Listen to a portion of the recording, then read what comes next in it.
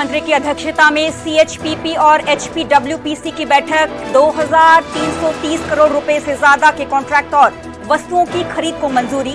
CM बोले, infrastructure परियोजनाओं की गुणवत्ता से नहीं होगा समझौता। अंबाला से पंचकुला के बीच सीधी कनेक्टिविटी के लिए विकसित होगा नया राष्ट्रीय राजमार्ग। परिवहन मंत्री अनिल विज बोले, केंद्र सड़क परिवहन मंत्री नितिन गडकरी ने दिए आदेश। मुख्यमंत्री नायब सिंह सैनी आज हिसार जाएंगे। 14 अप्रैल को प्रधानमंत्री की होने वाली रैली की साइट का करेंगे निरीक्षण। अधिकारियों के साथ करेंगे बैठक। न्यूज 18 पॉडकास्ट में हरियाणा बीजेपी अध्यक्ष मोहनलाल बडौली का कैबिनेट मंत्री अनिल विज पर बड़ा बयान। खुलकर बोलना अनिल विज के स्वभाव में है। पार्टी में गुटबाजी की बात को किया खारिज। भाषा विवाद के बीच हरियाणा विद्यालय शिक्षा बोर्ड का बड़ा फैसला। हरियाणा में इसी शैक्षणिक सत्र से लागू होगा त्रिभाषीय फॉर्मूला। 9वीं से 12वीं के छात्रों को संस्कृत, उर्दू, पंजाबी में से किसी एक को चुनना होगा विकल्प।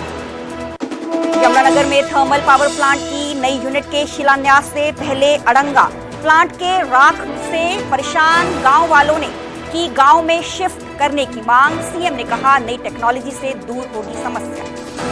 कैथल में 2 सगी बहनों के साथ दुष्कर्म रिश्ते में चाचा और ममेरे भाई ने वारदात को दिया अंजाम। आरोपियों ने पीड़ित को दी जान से मारने की धमकी। मनोरंजन कालिया के घर हुए धमाके का सीसीटीवी फुटेज आया सामने। हमलावर रात 2 बजे ई रिक्शा पर सवार होकर पहुंचे। मनोरंजन कालिया के घर पर फेंका गया विस्फोटक।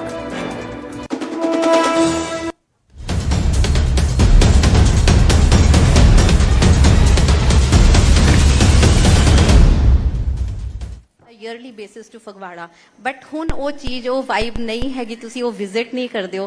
Seriously I want to invite you all to Punjab. तुसी आओ ते फिर तो असी एक मिलके एक जुड़ के अपने पंजाब ਨੂੰ रिप्रेजेंट करते हैं। देखो, मैं पंजाब बहुत आना है, बहुत दोबार आना रहना है, लेकिन जब तो मैं हुन मैं पॉलिटिक्स नहीं है, उस जद सीगा तो उस वेले फिर आना थोड़ा औखा हो गया सी।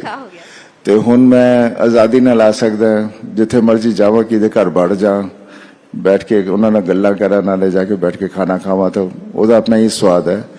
ਕਿਉਂਕਿ ਮੈਂ ਪੰਜਾਬ 1962 ਤੋਂ ਲੈ ਕੇ 1980 ਤੱਕ ਮੈਂ ਉੱਥੇ ਹੀ ਪਲਿਆ, ਤੇ ਉਸ ਵੇਲੇ ਦਾ ਜਿਹੜਾ ਜ਼ਮਾਨਾ ਸੀ ਉਹ ਇੰਨਾ ਪਿਆਰਾ ਸੀ ਕਿ ਦਿਲ ਦਿਮਾਗ 'ਚ ਉਹੀ ਬੈਠਾ ਹੋਇਆ। ਤੇ ਹੁਣ ਜਦ ਜਾਂਦੇ ਹਾਂ ਤਾਂ ਜਦੋਂ ਚੀਜ਼ਾਂ ਨਹੀਂ ਦਿਖਦੀਆਂ ਤਾਂ ਥੋੜਾ ਜਿਹਾ ਉਦਾਸੀ ਹੋ ਜਾਂਦੀ ਹੈ, ਹੋਰ ਕੁਝ नहीं।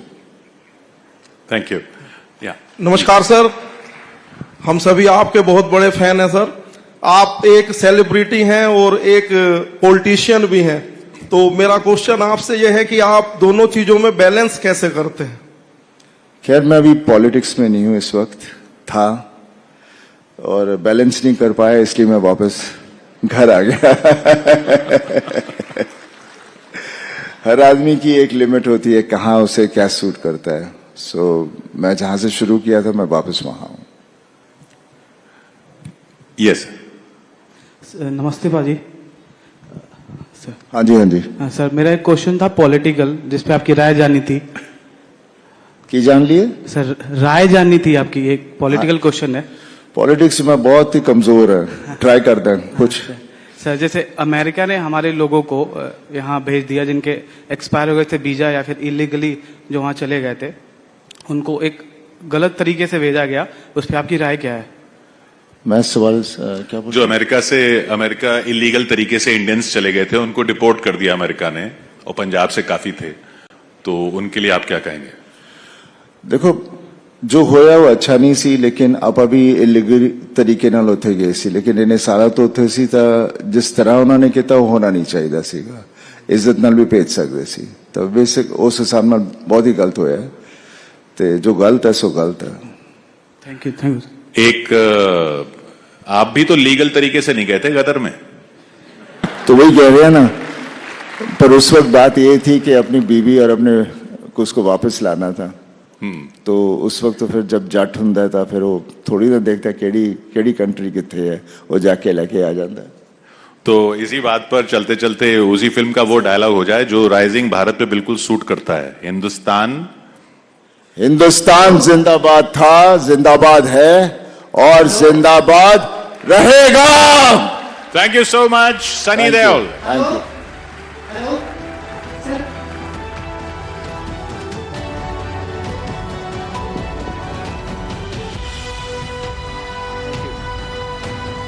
All right, thank you so much, Sunny Deol, for taking out time. नमस्कार, मैं हूं सरबजोत कौर। न्यूज 18 पंजाब हरियाणा देख रहे सभी दर्शकों का स्वागत है। बुलेटिन की शुरुआत करेंगे और रुक करेंगे पहली खबर की तरफ। खबर रोहतक से है। मायना गांव के पास नहर से 2 युवकों के शव की बरामदगी की गई है। दोनों युवकों की नहर में दरअसल डूबने से मौत हो गई। एनडीआरएफ की टीम ने दोनों के शवों को बाहर निकाल लिया है। दोनों शवों को पोस्टमार्टम के लिए भिजवा दिया गया है। हादसे की जांच में जो पुलिस है वो जुटी हुई है। तो रोहतक की ये खबर है। रोहतक के मायना गांव के पास नहर में 2 युवकों की जो लाशें हैं, शव है, बरामद किए गए हैं। दोनों युवकों की नहर में डूबने से दरअसल मौत हो गई थी। एनडीआरएफ की टीमें मौके पर मौजूद है। तो रेस्क्यू ऑपरेशन एनडीआरएफ की टीमों की तरफ से लगातार चलाया जा रहा है। दोनों शवों को बाहर निकाल लिया गया है। दोनों शवों को पोस्टमार्टम के लिए भेज भी दिया गया है। हादसे की जांच में पुलिस जुटी हुई है कि आखिर ये दोनों जो युवक हैं, नौजवान हैं, ये नदी में, नहर में कैसे डूब गए।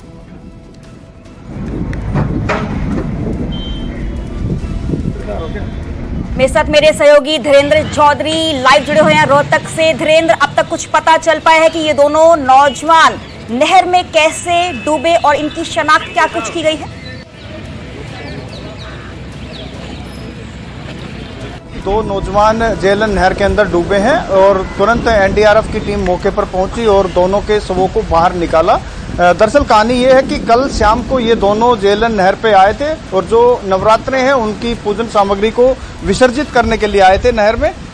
और जब इन्होंने पूजा सामग्री को विसर्जित किया तो बताया जा रहा है कि एक युवक का पैर फिसल गया और दूसरा ये भी बताया जा रहा है कि उसकी जेब में मोबाइल फोन था, वो पानी में गिर गया था। उसको निकालने के लिए जब वो नहर में उतरा तो डूब गया, क्योंकि ये जो पानी आपको नजर आ रहा है तकरीबन 15 से 17 फीट है इसकी गहराई। हालांकि अभी पानी को रोका गया है शहर के अंदर पानी सप्लाई करने के लिए, इसलिए इन दोनों के शव को भी इसी जगह से बरामद किया गया है। और जब एक युवक डूब रहा था तो उसको बचाने के लिए दूसरा भी नहर के अंदर कूद गया। दोनों को तैरना नहीं आता था, इसलिए दोनों डूब गए। शाम को इस घटना का पता नहीं चला था। आज परिजनों को पता लगा तो इसकी जानकारी दी गई। पुलिस भी मौके पर पहुंची, एनडीआरएफ की टीम को बुलाया गया तो दोनों के शवों को निकाला गया। बताया जा रहा है कि एक ने नवरात्र के व्रत किए थे और पूजा सामग्री को विसर्जित करने के लिए यहाँ पर आए थे, जिस दौरान ये हादसा हुआ है। तो एक बड़ा हादसा। हालांकि हर साल यहाँ पर जो नहर के अंदर नहाने के लिए बच्चे आते हैं, युवा आते हैं, उनकी इस तरह की घटनाएं काफ़ी होते हैं, क्योंकि ये नहर काफ़ी गहरी है। ड्रिंकिंग वाटर के लिए पूरे तकरीबन आधे हरियाणा में पानी सप्लाई इसी नहर से होता है, लेकिन इसकी गहराई ज़्यादा होने के चलते यहाँ पर हादसे होते हैं। हालांकि निषेधाज्ञा भी है जिला प्रशासन की तरफ से इस नहर पर नहाने की, लेकिन हादसे हर साल होते हैं। और इस बार भी गर्मियों में एहतियात के तौर पर हालांकि जिला प्रशासन ने एडवाइजरी जारी भी की है कि जेएलएन नहर के आसपास ना जाए, अगर कोई मिलता है तो उसके खिलाफ कार्रवाई होगी। लेकिन इस तरीके से हादसे लगातार इस नहर पर हो रहे हैं तो प्रशासन को भी चाहिए कि या तो यहाँ पर जब नवरात्रे हैं, जो पूजा सामग्री विसर्जित की जाती है, उस वक्त यहाँ पर सुरक्षा व्यवस्था की जाए। और गर्मियों के दिनों में खास तौर से जब गर्मियों का सीजन होता है तो नहाने के लिए बहुत सारे युवा यहाँ पर पहुँचते हैं और इस तरह के हादसे होते रहते हैं। तो एक बड़ा हादसा रोहतक में आज फिर हुआ है कि 2 नौजवान हैं, एक की 18 साल उम्र है विकास नाम और एक 17 साल का है दीपांशु। इन दोनों की मौत हो गई। जी चलो, बहुत बहुत शुक्रिया धीरेन्द्र हमें पूरी जानकारी देने के लिए। तो एक मंदभागी खबर है जहां पे मायना गांव के पास नहर में 2 युवकों की डूबने से मौत हो चुकी है। एनडीआरएफ की टीम ने दोनों शवों को बाहर निकाल लिया है। तो दोनों शवों को पोस्टमार्टम के लिए भिजवा भी दिया गया है। आगे बढ़ेंगे, रुक करेंगे अगली खबर का। हरियाणा बीजेपी अध्यक्ष की न्यूज 18 के साथ खास बातचीत हुई। अनिल विज की बार बार की नाराजगी पर भी मोहनलाल बडौली ने कहा कि कई मुद्दों पर विचार अलग अलग हो सकते हैं। खुलकर बोलना अनिल विज के स्वभाव में है। कई बार खुलकर बोल जाते हैं लेकिन दायरे में रहते हैं। बीजेपी में गुटबाजी कभी हावी नहीं होती, गुटबाजी वाला खुद साइड में लग जाता है। दरअसल न्यूज 18 पॉडकास्ट के दौरान मोहनलाल बडौली ने इन बातों का जिक्र किया।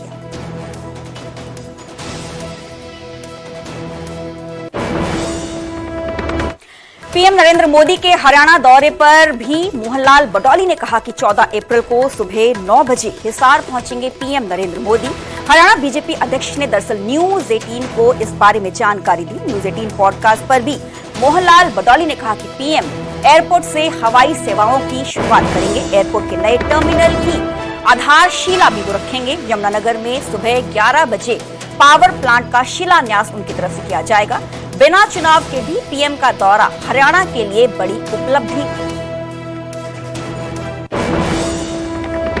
देखो, राजनीतिक विचारधारा अलग अलग होती है। एक परिवार में 4 भाई होते हैं, उनमें भी विचारधाराएं अलग अलग होती है, काम करने का तरीका अलग अलग होता है, सोच का दायरा भी अलग अलग होता है।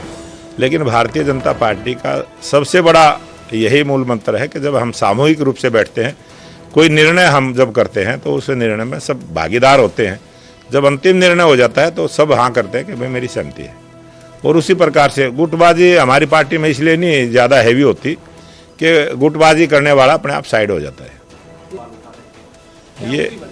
ये उनके स्वभाव में है ऐसा, और उनका नेचर है ऐसा, और हमें पता है। मैंने अभी कहा ना, एक परिवार में 4 भाई होते हैं, सबका स्वभाव अलग अलग होता है। अनिल विज जी कुछ भी बोलते हैं, लेकिन उसकी बात का जवाब जो हमने अपने एक बड़े नेता के रूप में उनका सम्मान करते हैं, तो उसी प्रकार से हम अपनी भाषा का प्रयोग करते हैं। वो बड़े हैं, बड़े नेता हैं, एज में भी बड़े हैं, उनका अनुभव भी बड़ा है। कोई बात उनको लगती है वो अपने खुली मन की बात करते हैं।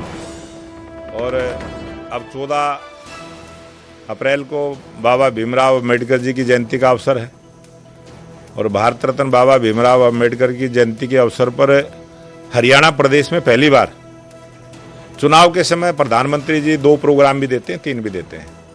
लेकिन बगैर चुनाव के एक ही प्रांत में, हरियाणा बहुत छोटा प्रांत है, उसके बाद जो 2 प्रोग्राम दिए हैं। सुबह 9 बजे हिसार एयरपोर्ट का उद्घाटन करेंगे। ये हरियाणा का सौभाग्य है कि हरियाणा में आज तक एयरपोर्ट नहीं था, और पहला एयरपोर्ट हिसार में बनेगा। उसके बाद वहाँ पर एक और भी आधारशिला रखेंगे। वहाँ जहाज का एक टर्मिनल बनेगा, उसकी आधारशिला रखेंगे। उसके बाद 11 बजे जो है यमुनानगर में जो पावर प्लांट है, लेकिन 800 मेगावाट का और एक पावर प्लांट की आधारशिला रख के जाएंगे, ताकि हरियाणा में 24 घंटे बिजली मिले। और छोटे से प्रांत में समय कटाई का भी है, उसके बावजूद भी जनता में इतना उत्साह है, इतना जोश है कि बहुत भारी संख्या में लोग उपस्थित हो गए प्रधानमंत्री नरेंद्र मोदी जी का स्वागत करने वाले। 14 अप्रैल को पीएम नरेंद्र मोदी यमुनानगर में Deenbandhu Chaudhary Chhotu Ram thermal power plant की दूसरी यूनिट का शिलान्यास करेंगे। इससे प्रदेश की बिजली की समस्या काफी हद तक कम हो जाएगी। लेकिन जिन गांवों के पास ये यूनिटें लगने जा रही हैं, उन गांवों के लोग परेशान हैं और वो गांव को दूसरी जगह शिफ्ट करने की डिमांड कर रहे हैं। रखी हो जाती है, हवा आती है, तब इतनी प्रॉब्लम होती है बाहर अंदर ही अंदर, और सांस की प्रॉब्लम है इतनी ज्यादा। गाड़ी पर राख, रेलिंग पर राख, मकान के अंदर राख, घर के बाहर राख। ये तस्वीरें रतनपुरा और कायमपुरा की है, जहां के लोग राखी गिरने की समस्या से परेशान हैं। लोग ना तो कपड़े बाहर सुखा सकते हैं और ना ही अनाज। मकान काले पड़ रहे हैं, खेतों में राखी के गिरने से फसलें खराब हो रही हैं और जमीन बंजर हो रही है। प्रशासन को तो हम कई बार गुहार लगा चुके हैं, और अपने विधायकों को भी मिले थे, श्याम सिंह राणा जी को मिले, कुमारपाल गुज्जर जी को मिले। उन्होंने कल मिले थे हमारे को, वो उनके पास गए थे, हम उन्होंने आश्वासन दिया कि हम आपकी बात जाना, मतलब कि सीएम साहब के सामने रखेंगे और हम कोशिश करेंगे कि आपका गाँव शिफ्ट हो जाए। राखी इतनी बरसती है, हाथों में लग जाती है बच्चों के। जैसे मेरा बच्चा बाहर जाता है, 3-3 बार हैंड वॉश करने पड़ते हैं। वो खाना खाएगा, वो अंदर जाएगी उसके शरीर के, तो उसकी वजह से कितनी बीमारियां लगेंगी। लोगों की समस्या यही खत्म नहीं हो जाती। राखी की समस्या की वजह से बच्चों का घरों से बाहर निकलना, खेलना मुश्किल हो गया है। बुजुर्गों के लिए ये समस्या आफत बन गई है। तो जब से थर्मल लगा तब से समस्या यहाँ तो ही पोल्यूशन यहाँ तो ही। पहले से इतना हो रहा है तो अब दूसरी लगेगी, उससे तो डबल हो जाएगा ये। बस हम तो गुहार लगाते हैं कि हमारा गाँव शिफ्ट हो जाए यहाँ से। गांव में राखी की समस्या के लिए गांव के पास लगा थर्मल पावर प्लांट जिम्मेदार है, जिसमें कोयला जलने से उसकी राख आसपास के क्षेत्रों में फैल जाती है और लोगों को बीमार बनाती है। लोगों की चिंता तब और बढ़ गई जब उन्हें ये खबर मिली कि प्रधानमंत्री नरेंद्र मोदी 14 अप्रैल को इस प्लांट की दूसरी यूनिट का शिलान्यास करने वाले हैं। लोगों की चिंता इस बात को लेकर है कि जब अभी राख की समस्या इतनी गंभीर है तो दूसरी यूनिट लगने के बाद स्थिति और कितनी गंभीर हो जाएगी। ऐसे में लोग गांव को दूसरी जगह शिफ्ट करने की मांग कर रहे हैं। ग्रामीण को लिए तो पहले भी सौगात ही दी थी ना, 600 मेगावाट की लगाई थी, तब भी सौगात कह रहे थे बहुत अच्छा काम रहेगा, यहाँ रोजगार बढ़ जाएंगे, ये होगा वो होगा। पर यहाँ तो बीमारियां इतनी बढ़ गई, रोजगार क्या करेंगे। यहाँ तो बीमारियां इतनी हो गई, सांस लेना भी दूर हो गया। लोगों की समस्या पर सीएम नायब सिंह सैनी का कहना है कि नई टेक्नोलॉजी से राखी की समस्या दूर हो जाएगी, इसलिए लोगों को डरने की जरूरत नहीं है। देखिए, आजकल नई नई तकनीक उसके अंदर आ गई है और नई तकनीक से उसका उपयोग होगा, जिससे कि राखी की जो आपने समस्या कही है उससे समाधान भी मिले और लगातार लोगों को इसका बड़ा लाभ मिलेगा। गांव वालों की समस्या बेहद गंभीर है। गांव में उड़ने वाली राखी की वजह से यहां बच्चों की शादी नहीं हो रही। ऐसे में लोग धरना प्रदर्शन की बात कर रहे हैं। प्रशासन से मिल चुके हैं और सरकार से भी अपनी गुहार लगा चुके हैं, लेकिन अभी तक जो है रास्ता नहीं निकला है। इनका कहना है कि अगर कोई रास्ता नहीं निकला तो हमें मजबूरन यहां से गांव भी छोड़ना पड़ सकता है। न्यूज़ 18 के लिए परवेज खान, यमुनानगर। भाषा विवाद पर हरियाणा विद्यालय शिक्षा बोर्ड की तरफ से एक बड़ा फैसला लिया गया है। हरियाणा में इसी शैक्षणिक सत्र से लागू होगा त्रिभाषीय फॉर्मूला। एनईपी के तहत हरियाणा में लागू होगी त्रिभाषीय फॉर्मूला। 9वीं से 12वीं के छात्रों को 3 भाषाओं में एक का विकल्प होगा। संस्कृत, उर्दू, पंजाबी में से किसी एक का विकल्प होगा। अब बच्चे 6 अनिवार्य विषय के साथ एक वैकल्पिक विषय भी पढ़ेंगे। हरियाणा विद्यालय शिक्षा बोर्ड के चेयरमैन डॉक्टर पवन शर्मा ने जानकारी दी है। इसी विषय को लेकर आज सीएम नायब सिंह सैनी के साथ शिक्षा विभाग व शिक्षा बोर्ड की संयुक्त बैठक भी है। त्रिभाषीय फॉर्मूले को लेकर शिक्षा बोर्ड ने एक पत्र भी जारी किया।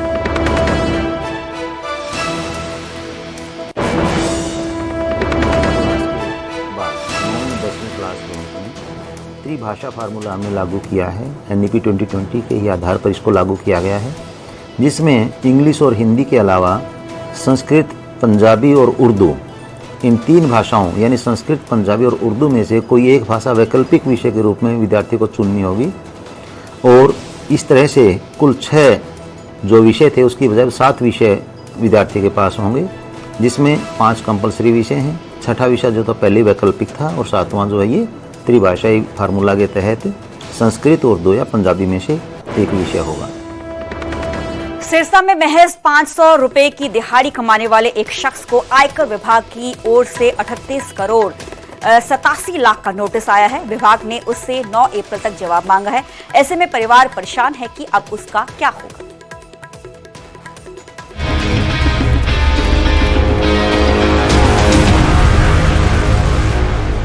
37 करोड़ 87 लाख 61,561 रुपए। ये वो अमाउंट है जो किसी के खाते में आ जाए तो वो मालामाल हो जाए, लेकिन इस अमाउंट ने सैलून पर काम करने वाले राकेश के दिन का चैन और रातों की नींद उड़ा दी है। राकेश ने इतने रुपए सपने में भी नहीं देखे, लेकिन उसके नाम इतने रुपए का नोटिस आ गया है। इनकम टैक्स विभाग ने राकेश को नोटिस भेजकर 9 अप्रैल तक जवाब मांगा है, जिससे राकेश परेशान है।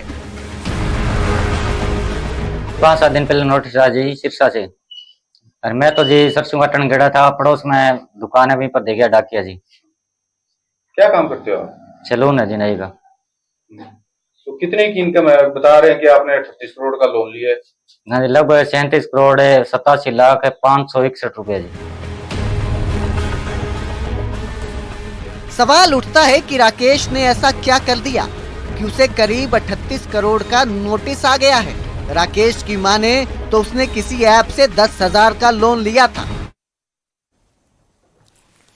मिति 32 जेठ सम्मत नानकशाही 550 ਮੁਤਾਬਕ 14 ਜੂਨ 2018 ਨੂੰ ਮਤਾ ਨੰਬਰ 1 ਦੀ ਰੋਸ਼ਨੀ ਵਿੱਚ ਵਿਚਾਰ ਅੱਗੇ ਵਧਾਉਂਦਿਆਂ ਫੈਸਲਾ ਕੀਤਾ ਹੈ ਕਿ ਗੁਰਦੁਆਰਾ ਸਾਹਿਬਾਨ ਵਿੱਚ ਸੇਵਾ ਨਿਭਾਉਣ ਵਾਲੇ ਗ੍ਰੰਥੀ ਸਿੰਘ, ਕੀਰਤਨੀਏ ਸਿੰਘ ਅਤੇ ਸੇਵਾਦਾਰ ਸਿੰਘਾਂ ਦੇ ਪਰਿਵਾਰਾਂ ਦਾ ਚੰਗਾ ਪਾਲਣ ਪੋਸ਼ਣ, ਬੱਚਿਆਂ ਦੀ ਪੜ੍ਹਾਈ ਵੱਲ ਨਗਰ ਦੀਆਂ ਸੰਗਤਾਂ, ਗੁਰਦੁਆਰਾ ਕਮੇਟੀਆਂ ਨੂੰ ਚੰਗੀ ਤਰ੍ਹਾਂ ਧਿਆਨ ਦੇਣਾ ਚਾਹੀਦਾ ਹੈ।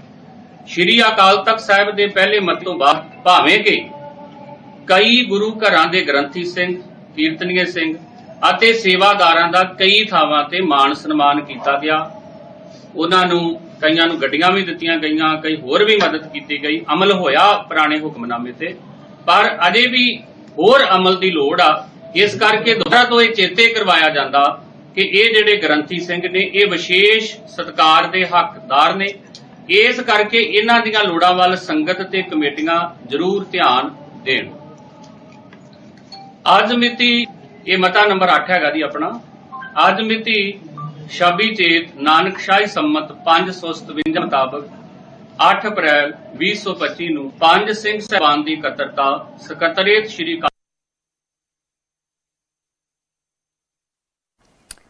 तो लाइव तस्वीरें आप देख पा रहे हैं। श्री अकाल तख्त साहब के जथेदार लाइव संबोधन इनकी तरफ से किया जा रहा है, क्योंकि आज सिंह साहिबानों की बैठक थी, एकत्रता थी, जिसमें कई बड़े फैसले पंथ को लेकर लिए जाने थे।